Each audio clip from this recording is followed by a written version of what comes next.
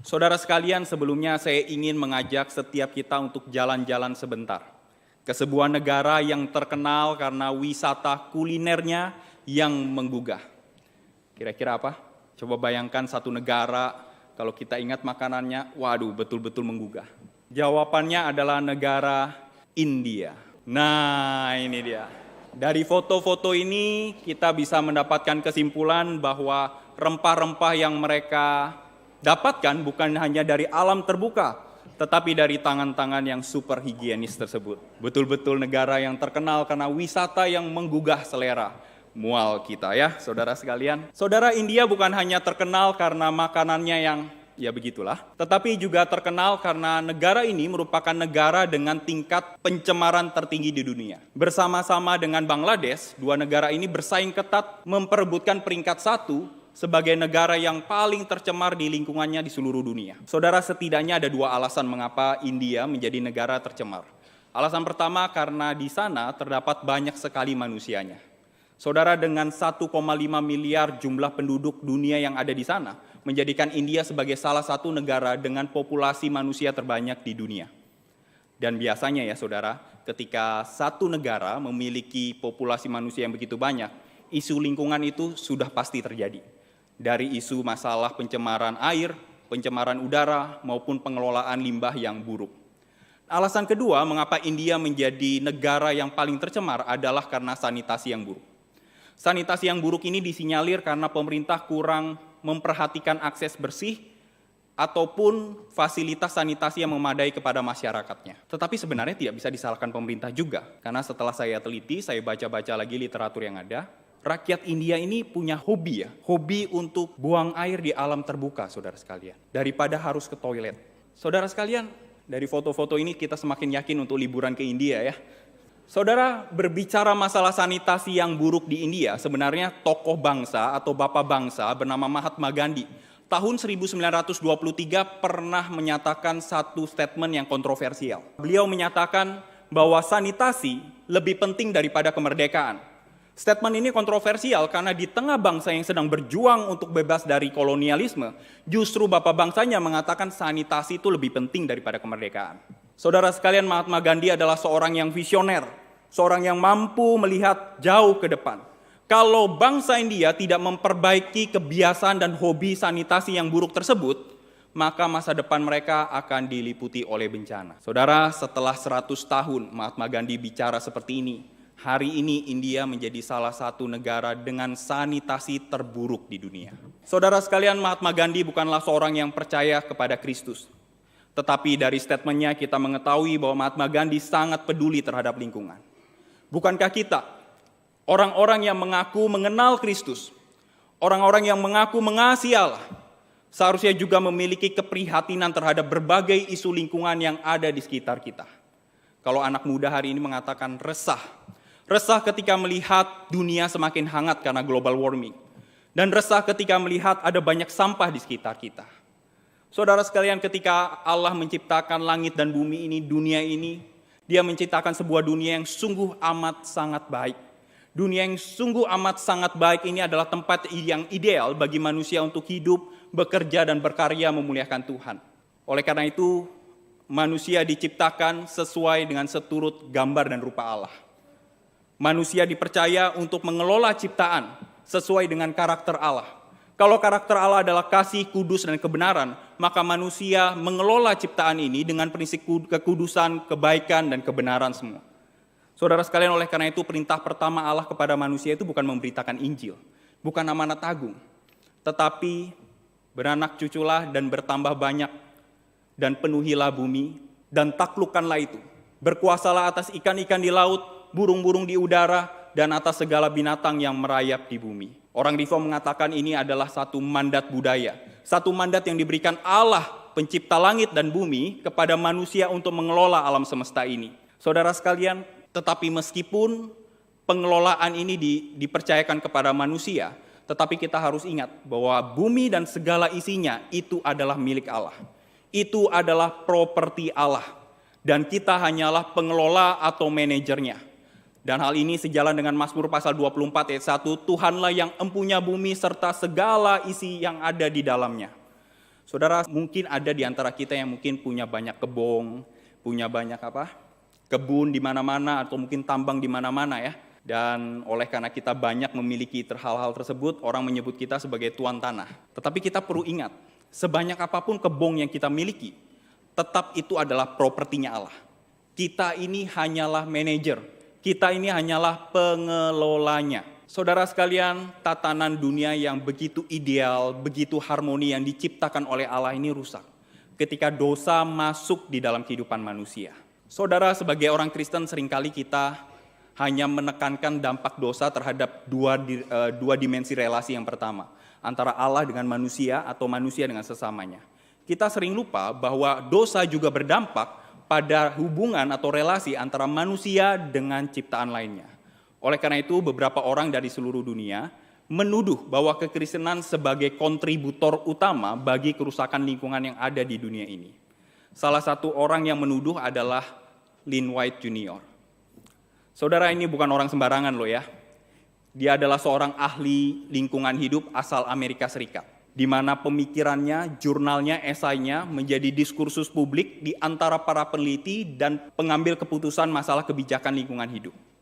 Di dalam esainya pada tahun 1963 yang berjudul The Historical Roots of Our Ecological Crisis, dia secara eksplisit mengatakan bahwa tradisi Yudeo-Kristiani atau Yudaisme dan kekristenan berperan signifikan di dalam pembentukan sikap manusia yang pada akhirnya berkontribusi bagi kerusakan lingkungan hidup. Waduh, ini satu tuduhan yang serius ya, bahwa kekristenan sebagai kontributor utama bagi kerusakan lingkungan yang ada di dunia ini. Lebih lanjut lagi, Lynn White Jr. mengatakan dia membandingkan dengan dua agama lainnya yang dianggap lebih ramah lingkungan, yaitu agama Buddha dan agama Hindu yang dianggap mampu menciptakan harmoni antara alam dan manusia. Saudara, mungkin saya akan coba gambarkan apa yang menjadi pemikiran dari Lynn White Jr. ini. Dulu nenek moyang kita sebelum mengenal Kristen, sebelum masuk gereja, itu kalau lihat pohon besar itu apa yang dipikirkan ya? Wah, ada kuntil anaknya. Wah, ada pocongnya. Atau mungkin kearifan lokal, wah ada pok-poknya. Itu pohon punya pok-pok itu. Itu pohon tuh rumahnya pok-pok. Oleh karena itu tidak berani sembarangan kalau lihat pohon tersebut ya. Sama seperti misalnya ketika saya pelayanan di antara orang suku Tengger. Suku Tengger adalah suku yang sangat menghargai lingkungan. Mereka punya beberapa pohon besar yang dianggap sangat sakral karena dihuni oleh nenek moyang mereka. Roh nenek moyang mereka. Nah, orang dulu sebelum tebang pohon selalu mengadakan ritual-ritual tertentu. Tetapi semuanya itu berubah ketika misionari dari Eropa datang terus memberitakan Injil. Dengan mengatakan tidak perlu takut Joe sama pohon besar. Tidak ada pok-pok, tidak ada kuntilanak. Kalaupun takut, tebang saja dalam nama Tuhan Yesus. Saudara sekalian, memang benar. Di pohon-pohon itu tidak ada pok-poknya. Tidak ada kuntilanak dan teman-temannya. By the way, kalau jemaat tadi yang masih percaya dan takut ya, tolong bertobat ya. Tetapi saya mau mengatakan meskipun pohon itu tidak ada popok dan hantu dan seterusnya, tetapi pohon tersebut tetaplah miliknya Tuhan. Tetaplah seisi dunia termasuk pohon itu adalah propertinya Allah. Saya juga tidak mengatakan sebelum tebang pohon kita ibadah rayon dulu ya. Saya juga tidak mengatakan itu. Tetapi yang saya mau katakan adalah seringkali orang Kristen tidak mempedulikan masalah lingkungan karena mereka berpikir lingkungan adalah sesuatu yang tidak sakral. Saudara sekalian, inilah yang dipotret Lynn White Jr. Bahwa orang Kristen itu gampang sekali mengabaikan lingkungan. Orang Kristen itu tidak mempedulikan dan abai masalah lingkungan. Saudara sekalian, lebih lanjut lagi Lynn White mengatakan, kata taklukkanlah di dalam Kejadian pasal 1 ayat 28 menjadi motor penggerak atau legitimasi utama bagi orang Kristen di seluruh dunia untuk mengeksploitasi alam secara tidak bertanggung jawab. Waduh, saudara sekalian, setelah saya mempelajari apa yang dituduhkan Lynn White Jr. ini, sesuatu yang mengerikan ya. Sesuatu yang serius yang dituduhkan, yang dilayangkan kepada kekristenan. Saudara sekalian, ketika kita bicara masalah lingkungan hidup, kita juga harus mengakui bahwa isu ini atau topik ini jarang sekali dikotbahkan. Jarang sekali dibahas dalam pembinaan-pembinaan yang ada di gereja. Nah, mengapa ini jarang dibahas? Ini saya menduga ya saudara sekalian, namanya dugaan bisa benar bisa salah ya. Dugaan saya karena doktrin keselamatan kita itu terlalu berfokus pada aspek keselamatan pribadi. Saya ulangi ya. Doktrin keselamatan kita itu terlalu berfokus pada keselamatan pribadi. Saudara, memang benar Yesus menyelamatkan kita dari upah dosa yaitu maut. Memang benar Yesus menjanjikan hidup kekal bagi siapapun yang percaya kepadanya. Amin, 100% saya tidak ragu akan hal itu. Tetapi kita juga harus ingat, dalam doktrin keselamatan selalu ada dua dimensi. Dimensi asal dan dimensi tujuan. Kita memang diselamatkan dari maut menuju hidup. Tetapi Allah menyelamatkan kita untuk sebuah tujuan. Dan ketiga dimensi tujuan ini hilang, maka kekristenan sedang kehilangan taringnya di tengah dunia ini. Kekristenan hanyalah kekristenan yang hanya berpikir terhadap perkara-perkara yang ada di sorga, sampai lupa kakinya injak dunia. Saudara sekalian, kekristenan semacam inilah yang seringkali menjadi batu sandungan bagi dunia yang belum mengenal Allah. Dan salah satu yang korban batu sandungan itu adalah Lynn White Jr. Saudara, kita mengenal di Bali ada hari raya Nyepi ya, di mana manusia itu istirahat atau tidak boleh beraktivitas selama 1 hari penuh. Dan ketika manusia tidak boleh beraktivitas selama 1 hari penuh, rekan-rekan saya yang tinggal di Bali cerita sama saya, Antoni, setelah hari Nyepi itu langit lebih biru, udara lebih segar, air lebih jernih. Saudara, kita bisa bayangkan, tanah ini diberi waktu istirahat 1 tahun penuh. Diberikan waktu istirahat untuk memulihkan dan merestorasi dirinya sendiri. Sehingga nanti ke depannya menjadi tanah yang produktif kembali. Saudara sekalian, jauh sebelum isu global warming, jauh sebelum isu tentang pemanfaatan sumber daya alam berkelanjutan, Allah telah memperkenalkan dirinya sebagai Allah yang peduli sama dunia ini. Allah memperkenalkan dirinya sebagai Allah yang care sama lingkungan. Allah memperkenalkan dirinya sebagai Allah yang mengajarkan umatnya untuk mengelola ciptaan ini dengan baik. Saudara sekalian, mengapa sih bangsa Israel dapat perintah seperti ini? Supaya bangsa Israel itu menjadi teladan bagi bangsa-bangsa yang belum mengenal Allah. Bagaimana sih mengelola dunia ciptaan ini? Bagaimana sih mengelola dunia semesta ini dengan prinsip keadilan, kekudusan, dan kebenaran? Saudara, dengan tujuan ini didukung dengan tanah yang diberikan Allah kepada Israel. Tanah yang diberikan Allah kepada Israel itu bukan tanah sembarangan, saudara sekalian. Itu tanah yang sangat strategis. Di tanah tersebut ada bangsa-bangsa yang belum mengenal Allah berdiam. Di tanah tersebut menjadi tanah perlintasan bagi jalur perdagangan internasional pada waktu itu. Dan hal-hal ini menjadikan bangsa Israel menjadi panggung utama, jadi sorotan utama di antara bangsa-bangsa yang belum mengenal Allah. Bangsa-bangsa yang mengenal Allah, yang belum mengenal Allah ini akan belajar bagaimana sih mengelola dunia ciptaan Allah ini melalui umat pilihannya. Saudara sekalian, sayangnya ya, Israel gagal melakukan itu semua. Israel bukan menjadi umat pilihan Allah yang mencerminkan karakter Allah. Tetapi umat Israel, bangsa Israel justru menjadi serupa dengan dunia. Meskipun bangsa Israel gagal, kita bersyukur Allah tidak pernah gagal.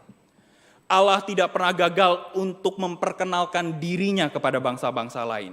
Kalau Israel gagal, maka skenario berikut yang Allah berikan adalah menunjuk umat yang baru, menebus umat perjanjian yang baru, yang disebut dengan gereja. Gereja adalah orang-orang dari segala suku, kaum, dan bahasa yang ditebus oleh Kristus. Orang-orang yang diberikan kemampuan, diberikan natur yang baru untuk bisa hidup sesuai dengan Kristus. Dan dalam hal ini adalah orang-orang yang diberi kemampuan untuk merawat bumi ciptaan Allah ini sesuai dengan maksud yang Allah berikan kepada manusia pada mulanya. Saudara sekalian, gereja adalah perpanjangan tangan Tuhan untuk menghadirkan kerajaan Allah di tengah dunia ini. Gereja adalah orang-orang yang seharusnya bersuara paling lantang ketika ada isu-isu lingkungan terjadi di sekitar kita.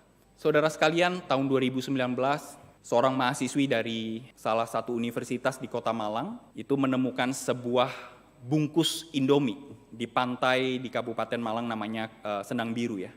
Mungkin ada yang berpikir, apa masalahnya cuma 1 bungkus Indomie? Masalahnya adalah 1 bungkus Indomie ini ternyata cetakan tahun 2000. Berarti kurang lebih 19 tahun. Meskipun usianya sudah 19 tahun, tetapi belum ada tanda-tanda penguraian. Dan setelah saya mempelajarinya, ternyata memang plastik itu salah satu limbah yang paling sulit diurai. Saudara sekalian bisa bayangkan nggak? Mungkin bagi kita berpikir nggak apa-apa, cuma 1 bungkus.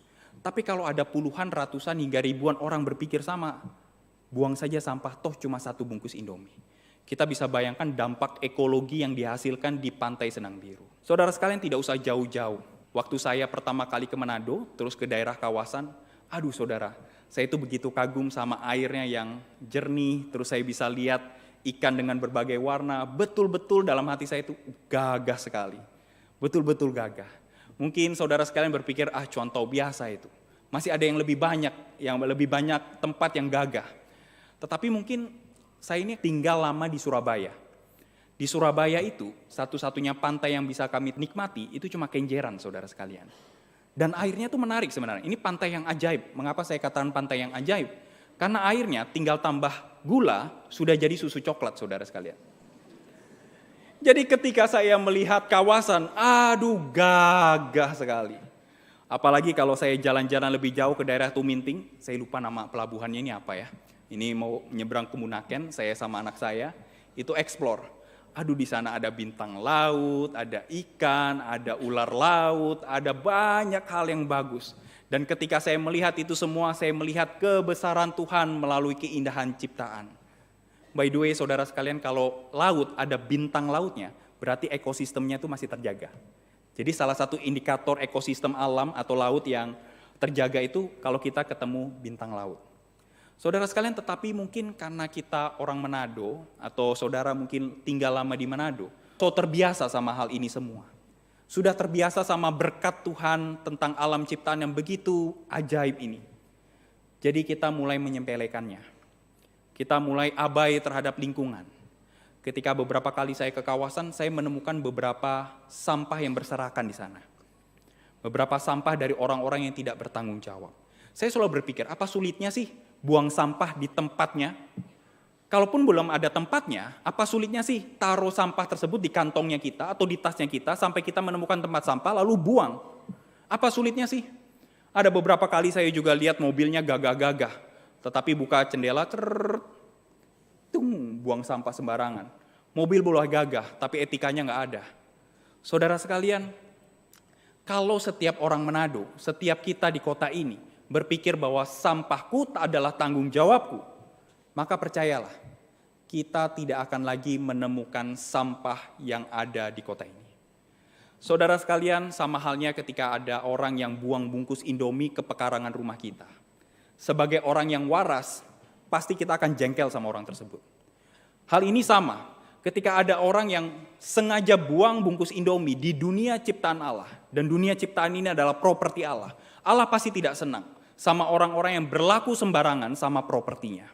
Untuk mengasihi Allah di dunia ciptaan ini, kita tidak perlu menjadi aktivis lingkungan yang berkoar-koar di mana-mana.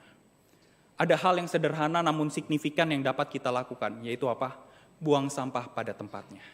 Bertanggung jawab atas sampah kita sendiri. Sampahmu adalah tanggung jawabmu. Sampah kita adalah tanggung jawab kita.